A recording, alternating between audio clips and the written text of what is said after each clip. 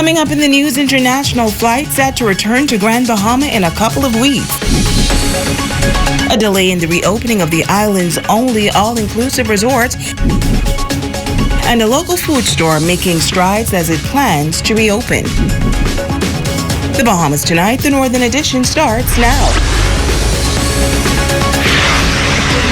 This is the Bahamas Tonight, Northern Edition.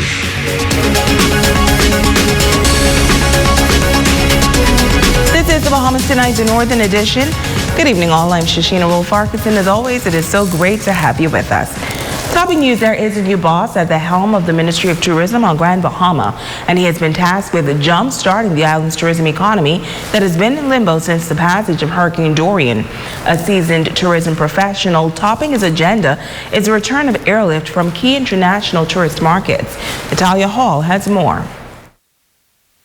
Before receiving this new position, General Manager at the Ministry of Tourism on Grand Bahama, Stephen Johnson, was a senior manager for the Bahamas Tourist Office in Canada, responsible for marketing. He says he spent a lot of time working with travel agencies and airlines in Toronto. Travel agencies, who the main person to sell us, was really one of my main responsibilities, bringing them down to the Bahamas for fam trips, site inspections, so that they can taste, feel, and see the Bahamas. Johnson was transferred to Grand Bahama 2 weeks ago and was given the charge to lead the team in Grand Bahama and to increase tourism on this northern island. We have a lot of assets here, and being a Grand Bahamian, I'm excited to be here. I left here in 1988 to post it to the Bahamas Tourist Office in Toronto, and I also had a posting in 2003 just over a year in New York, and I went back to Toronto to work with tourism. So had a really strong career, and I'm excited to be here. Johnson says from where he sits, he can see a lot of opportunities in the religious tourism sector. A lot of people have been coming here, obviously praying for the Bahamas. So in conjunction with we met yesterday with the Christian Council, we feel that there's a lot of opportunities to bring those people in to Grand Bahama. And it's all about putting heads in beds. It's about getting them to go and experience the activities. So some of the big plans here is working with the travel agents to bring business here. One of the things one of the assets that I have is that I can pick up the phone to any travel agent anywhere in the world, having worked in Canada and worked in the U.S. and obviously been into China with the Bahamas. I've had a chance to go to Shanghai. We can pick up the phone and call people and have them bring groups here. Now, as you may know, Grand Bahama's main port of entry, the Grand Bahama International Airport, is down, which is having an impact on tourism numbers. While the general manager says he recently met with officials from Hutchison Whampoa, and the airport is set to open for international traffic on November 15th. They're going to be using what they call the FBO office. It's a building right on the side of the main terminal, and they're preparing that right now. The plan is in 3 weeks to have two modular buildings join onto that, and that way there will be more space for Bahamian customs and immigration, airline officials, and then at that point we're able to put in a Ministry of Tourism booth where we can interact with visitors at the same time. According to Johnson, Bahamas Air will begin international flights on November 15th, while American Airlines and Sunwing out of Canada will return on December 18th. The new tourism chief says overall he is optimistic about the future of this island. We have already groups on the books coming in January and February out of Montreal and also out of Toronto. So we are excited, and we have right now, believe it or not, with the Lucayan project, Royal Caribbean Cruise Line and ITM Group, we already have incentive groups that are looking at the island of Grand Bahama once that project is complete.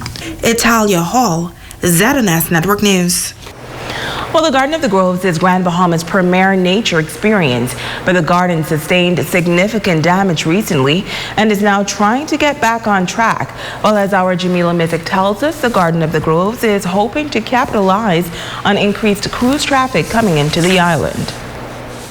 The Garden of the Groves has been a major tourist attraction on Grand Bahama since 1973, and officials say this is the first time that the garden has ever received damage to this level, but they are working to restore hope to the garden. President of the Bahamas Parks and Gardens, Erica Gates, says about 2 weeks after the storm, a team began working to restore the garden. The level of the damage was that you could hardly walk the trails because vegetation had fallen over, trees had fallen over.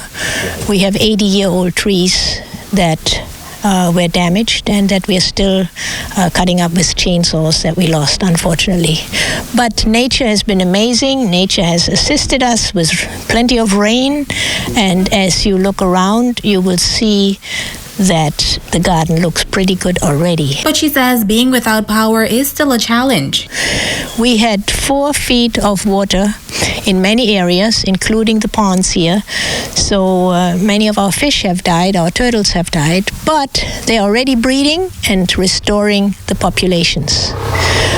But what it had done to our electrical system, it had damaged us to the point that we have been unable to open the restaurant. As you can see, the restaurant has suffered no damages whatsoever except for the electrics.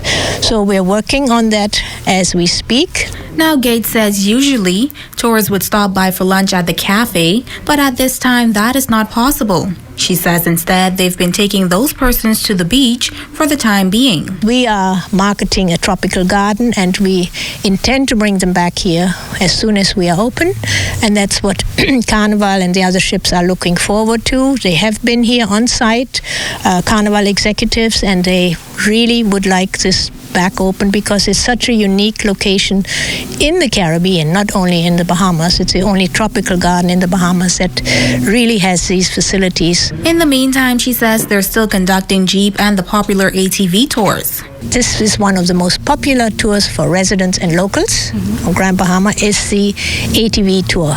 And the ATV tour begins right here from the garden on a 3-mile nature trail. And this is one of the favorite spots for the ATVs. So they just can call us, 373-2485. Now, Gates says the garden anticipates a December 1st opening. Jamila Mizik, ZNS Network News.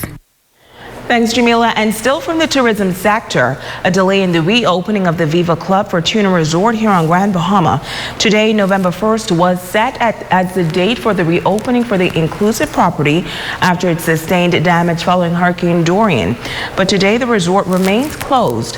The resort issued a statement today noting that December 10th is now the new date for reopening. According to that statement, employees have been advised that the change in the company has provided financial assistance for all employees in the aftermath of Hurricane Dorian. Now, this assistance is expected to continue on a weekly basis until Club Fortuna reopens. In the meantime, officials say work crews are busy making repairs and preparing Club Viva Fortuna for its new December 10th opening. And switching gears now, while the Grand Bahama Chamber of Commerce is reporting that several businesses that were damaged since the storm have now closed their doors, one local food market shut down since the storm is working hard to make repairs and trying to open. Megan Shepard reports. Like many others in the Queens Highway Business District, Sawyer's Fresh Food Market incurred significant flood damage during Hurricane Dorian. Some 2 months later, and the company is now in the rebuilding phase, working to have the store lined with fresh food once again. Public Relations Coordinator Ashley Beckel says that they lost their warehouse, food store, and office building, but the company remains committed. Once we got the all clear to come back on property and to drive around, we came in, gutted the buildings, so now we're pretty much starting from scratch during this rebuilding process. So we are closed. Our food supply business is open. We are doing partial wholesale business right now. So right now we are just working on restoring our equipment. So we have to get all new equipment in for refrigeration and cooling and that sort of thing. So right now we're practically doing a whole new, brand new store layout. So that's the noise that you hear behind me today. They're doing construction inside, preparing the store for the new layout, all the new equipment that's going to be coming. Now, even though the company's food store is not currently open to the general public, Beckles says that they wanted to keep every staff member employed. She shares the unique ways Sawyers decided to give back to the community. Well, thankfully, our president decided to keep everybody on staff. We did not want to do any layoffs, so for that, we're very grateful. But with the store being closed, we don't have work for everyone to do.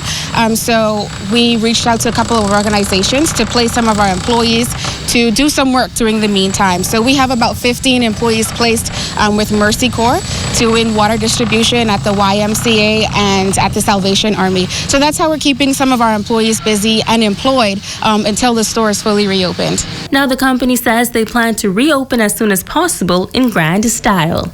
Megan Shepard, ZNS Network News. Thanks, Megan. Well, she is a legend in her own right in broadcasting, having had many firsts in her career. Tonight, she's paying tribute to a pioneer in the field, the late Dr. Kelsey Johnson, whom she considered a mentor and a friend. Here's the report. He was the kind of boss who could see the potential in a person and just pull it. Former general manager of the Broadcasting Corporation of the Bahamas, Diana Swan, remembering Kelsey Johnson as a mentor, a father-like figure and a man who she credits for her elevation in ZNS. She adds that he not only played a pivotal role in ZNS Northern Service, but in the development of young budding journalists. He's also one of the persons, the driving force behind television coming to Grand Bahama, and he served here as well. And so we owe a lot to him here in the Northern Service because of the motivation and the drive he and others had. And I believe Northern Service was more like his baby. And so the Northern Service had to, the Northern Service had to survive, and it had to grow. And to survive, he taught his staff one vital lesson. He always wanted you to be a professional. And he would call to criticize. He would call to compliment. He would always tell you what you do for the cause. You never do something to be recognized or to get an applause from it. One of his things was BA. That means been away. You have to learn when you come here to work. You have to gain the experience, Diana. The veteran broadcaster, she says, was feared but revered as well, adding that they all knew that his goal was producing the best product. He wanted ZNS to be the best at whatever it did, whether it was radio or whether it was television. You couldn't give him a lame excuse. You couldn't be late for an assignment. You had to be properly dressed, properly attired. When the males would see Mr. Johnson in the corridor, because he walked a lot, when they would see him and if their shirts were out their pants, they were tucking them in. And all he ever asked was that you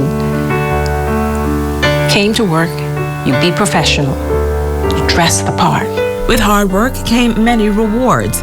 Swan added that Johnson ensured that his employees were presented with many opportunities. He selected me out of all the reporters in the corporation to travel with the then Lady Pinling, who's now former Governor General Dame Marguerite. I traveled with her for 1 year within the Bahamas. She was with Red Cross at the time. So I got an opportunity to know her and forge a very good relationship with her. And at the same time, I got an opportunity to see my country. ZNS has had its fair share of tough blows this year, with the passing of several past colleagues and just recently her grandson. Swan calls it a trying time. With the death of the ZNS employees, and then right in the middle of it, my grandson dies. I had him since he was 3 months old. His mom had passed, my son's wife, and I brought Isaiah up from since he was 3 months until he was 2 years old. And it's rough. But through it all, here's how she believes former general manager Dr. Kelsey Johnson should be remembered. One of the best journalists, Bahamian journalists in this country. I think he should be remembered for all that he has done for broadcasting in this industry. When I was general manager, We had a conversation about the name of the building. We discussed naming the building or making a suggestion to the powers that be for the name of the building. And why not the Kelsey Johnson Broadcast Center? He did a lot. And if you listen to his story of how he covered everything, I believe he should be remembered for all that he did and the road that he paved for journalists in this country. A consummate professional, a man of high standard, and a broadcast extraordinaire. She says he is gone, but he will never be forgotten.